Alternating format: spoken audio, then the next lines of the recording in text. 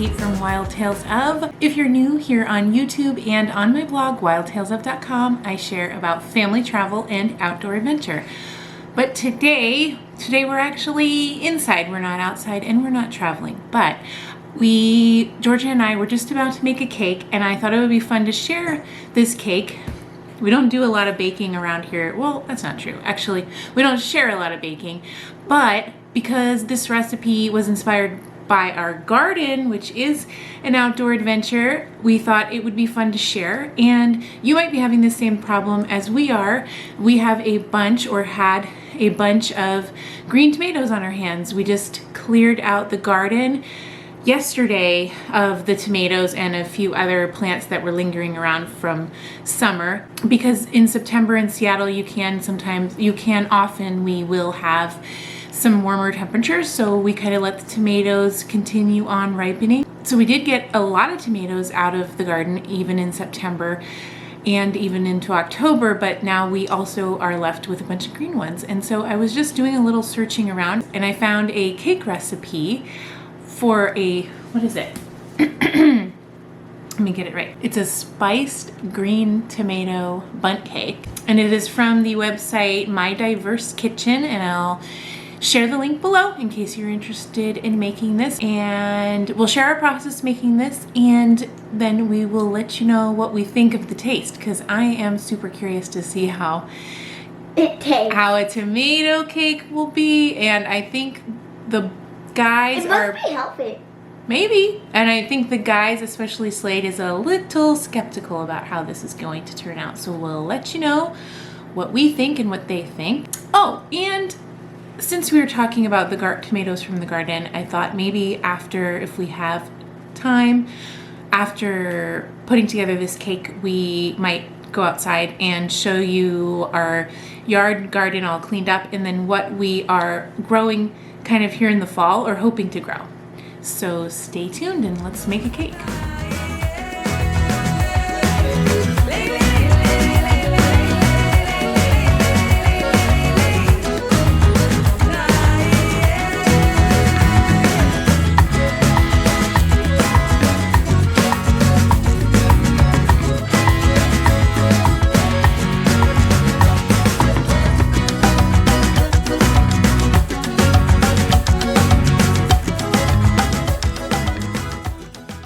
Okay, so Georgia's just combining the flour, some of the flour, most of it, not all of it, the baking soda, baking powder, and then this is the spice that it calls for, the masala spice.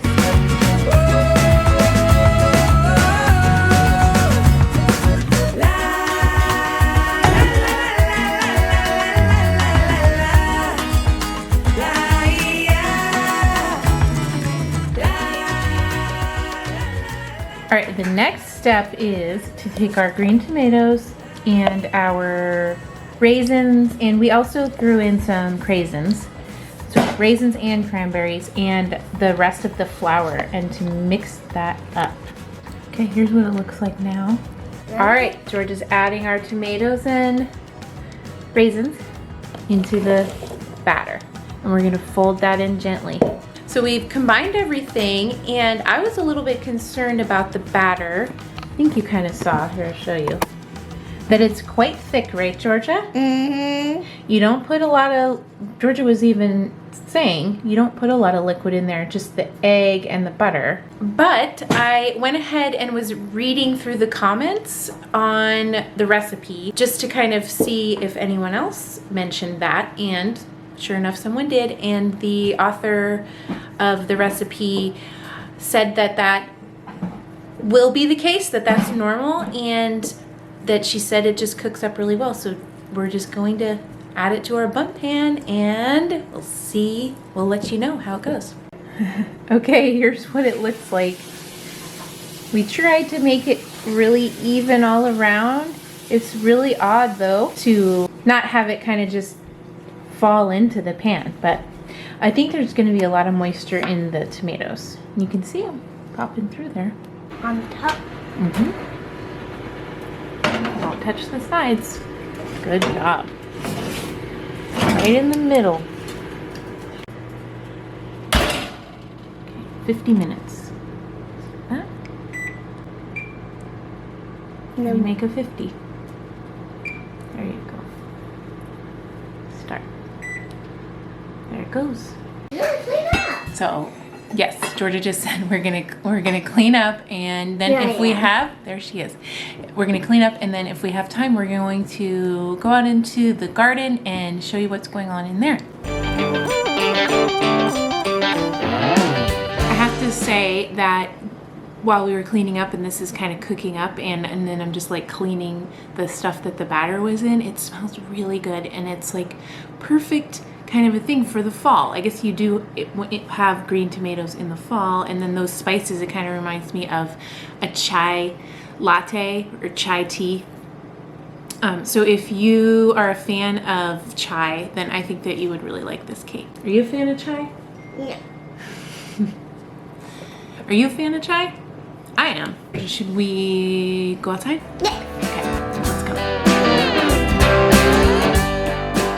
So here's our green stalk. If you want to know more about it, we did a whole video on it that I'll link here. So we had tomatoes up here that we took out, and those did really well, but we still have some thyme. We have The grasshopper. oak leaf lettuce, lots of greens in here. This is dill that's probably not gonna make it. This is some lemon balm. We've still got chives. And then there's some just random greens that are coming up here. Let's see. Oh, we also got kale. Ah, here's the tatsui. Let's see if it tastes good. Yeah, what do you think?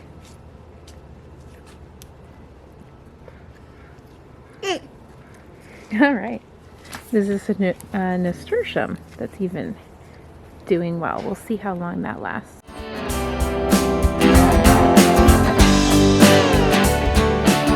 And this is another container we planted with a bunch of greens Tatsui. as well. Yeah, Georgia loves. This one is with the round leaves is called tatsui. It's an Asian green. Can you try some? Of course. But we had tomatoes all along this wall. This one, this one, this one, this one. Everywhere, right? Oh, we all have something cleaned in up. here. Nope. And then we just have one more area over here. And that has, Kale mixed with carrots. yes. So we had kale in here. And some of the kale, we didn't plant any. We didn't actually have any more kale seeds. But it seeded itself because we had let some of the kale go to seed, and so now we have a bunch of kale popping up, which is awesome. And then these are carrots, and we'll see how they do. This, what happened the other day, Georgia? It froze and it smushed the radishes, and the radishes were so sad. They were. So this fell over. I don't know if it was an animal. Yeah, it's probably a It raccoon. probably was, because it's not super secure, and it fell right into here. Yeah, And raccoon. so we've done our best. That's kind of why this patch is there. And then here we have a bunch of radishes. We'll see what happens. Nothing's really bulbing up, but they are greening up a lot. There's tons of foliage. This is rutabagas.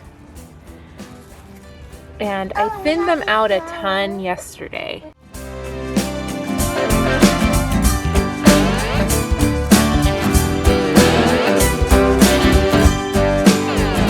Okay, and then we have this random bean plant that volunteered from our beans over the summer. So we're just letting that hang out and see what happens. Probably nothing. And then we have tons more carrots here. I even thinned this out yesterday. And then we have a bunch of peas that are popping up and doing pretty well, though I wish that they were a little bit, oh, there's a kiwi leaf in there. I wish that they were a little bit further along, but, oh, and there's another bean plant that volunteered over there. We're just giving it a try, the fall bean crop, or the fall pea crop. And since I said that about the kiwis, I just thought I'd show you guys our kiwi tree and how it's doing. So here's a little group of kiwis And they are all under this, all along this trellis.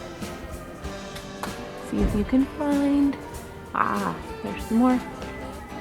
They're looking really good this year again. And last year we had the biggest size ones, and these actually seem really similar size as last year. Yeah, but they're like medium. Fire trucks. Those we harvest closer to Thanksgiving, so you want to pick them either like right after the first frost or just before. Can't really see it, but Peeking in there. I know it's hard to see because it's... oh, I see it. Oh, how's it look? It's hard to see because it's inside that pan. But right? I can see it. Looks really good. Awesome. So we're gonna call it a day, but we'll check in right at the end to let you know how the cake turned out. I am wondering a couple things. So, do you have green tomatoes left over from your summer garden? Let us know, and let us know if you have a way of using them. Do you do fried green tomatoes? We just had small, like grape-sized cherry tomatoes. And then another question I had is, are you growing anything in your fall garden? Or are you trying to? We don't have too much success usually. It's more of like the summer garden, like extending into fall. So we'll see if we end up getting any radishes, although the greens are doing really well. So I guess that's true. I'm wrong saying that we're not successful, because we end up with a lot of lettuces and things like that. So that's fun. And I think it would be really cool if we could get some carrots though. What do you think about carrots? Yum. Yes, Georgia's favorite vegetable, right? Yeah. Yes.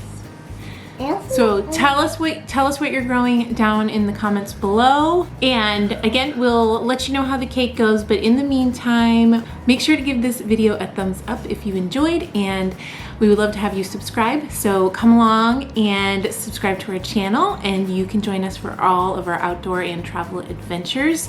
And we hope that you're staying happy and healthy, and we hope you are getting out and having some brave wild adventures. And we'll see you next time. Here's some pumpkins. here's some pumpkin pasta.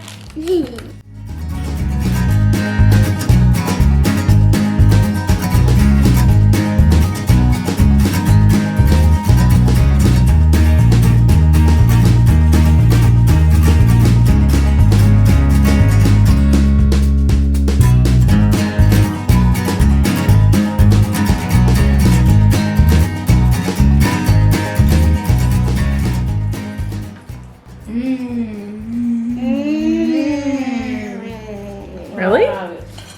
Yum. Honest. Yeah, it's Honest to goodness truth. good. Yeah. All right. Is it more of a breakfast than a dinner? Yes. Or dessert? Yes. What do you think? Either Slade? way. Everybody loved that cake. I'm super happy that it turned out. So if you have some green tomatoes, we highly recommend that recipe, and I'll leave the link below. Slade pointed out that it's kind of reminds him of a rhubarb cake. The tomato takes on that same texture as rhubarb might in like a strawberry rhubarb cake or pie.